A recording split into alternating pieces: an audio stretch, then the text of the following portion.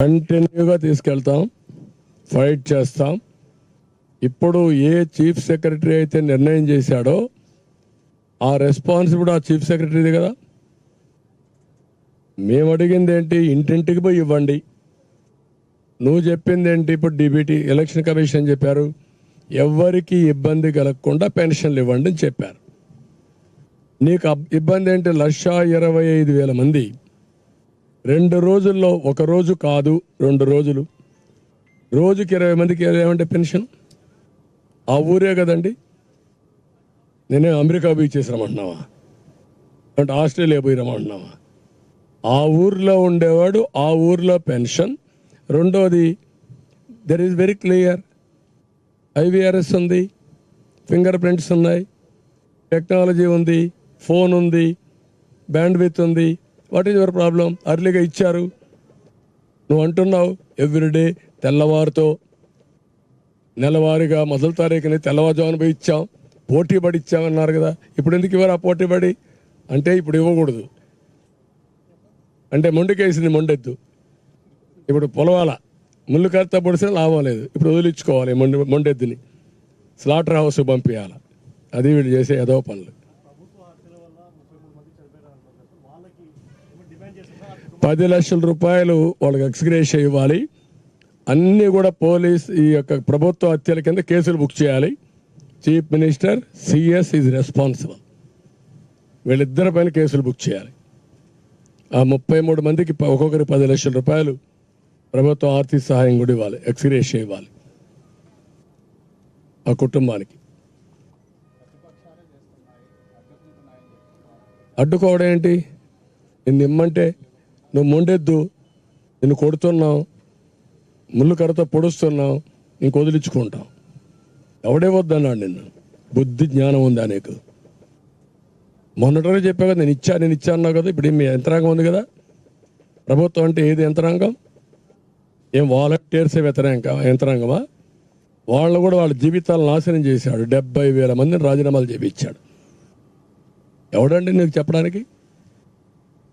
మళ్ళా నువ్వు వస్తే నీకు మళ్ళా వాలంటీర్లు అంటే ఆయన ఎలక్షన్ మేము 10,000 ఇస్తాను అది చెప్పరా.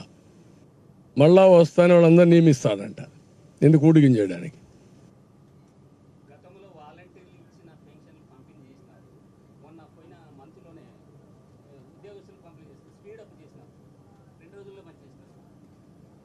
ఇప్పుడు కాదు, సెక్రటరియట్లు ఇచ్చారు. ఆ సెక్రటరియట్లో డబ్బులు లేకుండా పెట్టి ఉదయం రమ్మనడం, మధ్యాహ్నం వరకు పెట్టడం, సాయంత్రం రమ్మనడం, మళ్ళీ నెక్స్ట్ డే రమ్మనడం. అట్లా 3 రోజులు తిప్పి పాపం వడగాలు వచ్చి కొంతమంది చనిపోయారు. చనిపోయిన వాళ్ళని కూడా మళ్ళీ వీళ్ళ కథ మీకు తెలుసు కదా. 33 మందిని లెక్కేశారు. ఎవరికి తెలియదు ఈ లెక్క, వీళ్ళకే తెలుసు. నీళ్లు పెట్టలా, మంచి నీళ్లు, కనీసం మజ్జిగ వేరే రాజకీయ పార్టీలు చేశాయి. వీళ్ళు చంపడానికి తీసుకొచ్చారు, మేము కాపాడడానికి నీళ్ళు ఇచ్చాం, భోజనం పెట్టాం, మజ్జిగ ఇచ్చాం.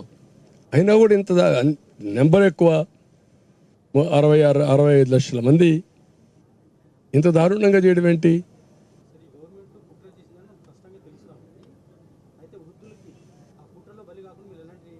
నేనేం చెప్పానంటే జాగ్రత్తగా ఉండడం. నేను ఏప్రిల్ నుంచే వీళ్ళ ట్రాప్లో పడకూడదనే ఉద్దేశంతో 4,000 రూపాయలు పెన్షన్ ఏప్రిల్ నుంచి ఇస్తా అన్నా. వికలాంగులకు 6,000 రూపాయలు ఇస్తా అన్నా.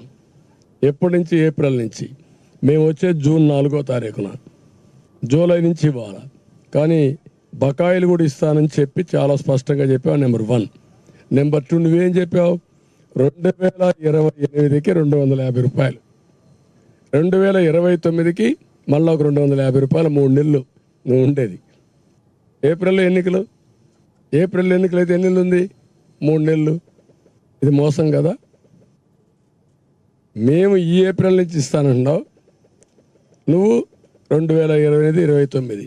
ఇది వృద్ధులను నువ్వు మోసం చేసే విధానం, ఇది వృద్ధులను ఆదుకునే విధానం.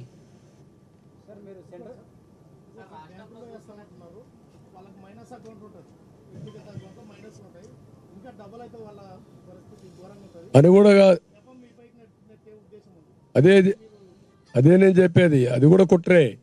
వాళ్ళు దాంట్లో డబ్బులు వేస్తారు, వాడికి వేరే ఇబ్బందులు ఉంటాయి. ఎక్కడ అప్పు చేసి ఉంటాడు అట్లా కట్ చేసేస్తారు. దానికి అదే కుట్ర ఇప్పుడు. బ్యాంకులో విత్డ్రా ఫామ్ కూడా వాళ్ళకి చేసుకుని రాదు. విత్డ్రా ఫామ్ అంటే ఫిల్అప్ చేయాలి, వాళ్ళకి ఆ వయసులో ఫిల్అప్ చేసి రాదు, ఏం రాదు. దీనిపైన మీరు ఎట్లా మేము ఇంకా ఫైట్ చేయడమే, ఇదే మరి ఫైట్ చేయడమే. టైం కూడా లేదు, ఫైట్ చేయడం తప్ప వేరే మార్గాలు లేవు కదా. అందరూ అర్థం చేసుకుంటారు ఇప్పుడు ఈయన కుట్రలన్నీ, చీ కొడతారు. మొన్న కూడా పోయేసి ఒక డెడ్ బాడీని తీసుకొస్తారు, తిట్టారు పట్టుకుని, బుద్ధి ఉందా మీకు అని. చీ కొట్టే పరిస్థితికి వచ్చారు. అదే జరుగుతుంది. ఇతని కుట్రలన్నీ ఇట్లనే ఉంటాయి. బాబాయిని గొడ్డలతో లేపేసినట్టు ముసలి వాళ్ళని కూడా పెన్షన్లు ఇవ్వకుండా తిప్పి తిప్పి చంపేస్తున్నాడు.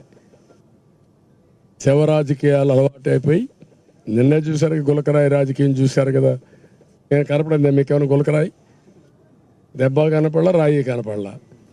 ఇప్పుడు కొత్తగా ఏది తీసుకొస్తారు, హత్యా ప్రయత్నం చేస్తారంటే ఎవరో. అంటే లేనిది ఒకసారి మాట్లాడేసి దాన్ని పట్టుకుని ఊగులాడుతూ ఉండడం, అందరూ మాట్లాడడం. ఒక ఫ్యాన్సీ అయిపోయింది రాజకీయం అంటే. ఇంతవరకు ఎప్పుడు చూడనటువంటి దరిద్రం రాజకీయాలు తయారైపోయినాయి రాష్ట్రంలో. రాష్ట్రంలో ఉండేటటువంటి యువత కావచ్చు, ప్రభుత్వ ఉద్యోగులు నమ్మలేని పరిస్థితులు ఉన్నందువల్లే ఈ పెన్షన్ల వ్యవహారంపై రాజకీయం చేస్తున్నారంటారా?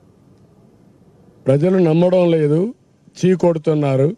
ఇలాంటి తప్పుడు రాజకీయాలు చేసి ఏదో ఒక విధంగా సర్వే కావాలని చూస్తున్నారు.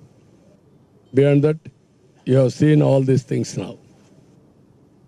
ప్రజలు చీకొట్టే పరిస్థితికి వచ్చి ఏం చేశాడని 5 ఏళ్ళలో ఎవరు మీ జీవితాలు బాగుపడ్డాయా? అక్కడ అందరూ వదిలిపెట్టి ఇక్కడ ఉండే 10 మంది చెప్పండి నాకు.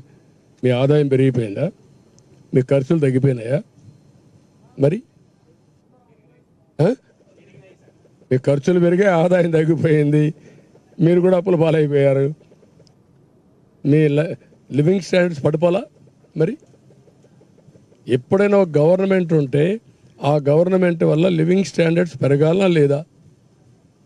ఎవరికైనా మీకు ఇంతమంది ఉన్నారు, ₹1 బెనిఫిట్ మీకు వచ్చిందా ఈ ప్రభుత్వంలో?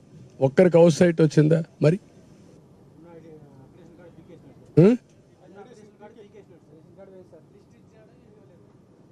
అక్రిడేషన్ కార్డులు కూడా తీసేశాడు.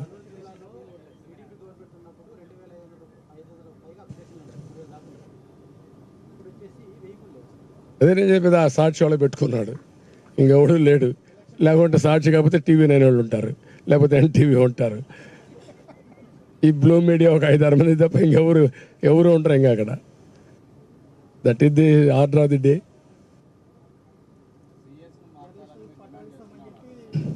చేస్తూనే ఉంటాం, ఎన్నికల అయ్యే వరకు ఫైట్ చేస్తూనే ఉంటాం. యుద్ధం డిక్లేర్ అయిన తర్వాత ఎన్నికపోలేం కదా. You have to win the war అంతే.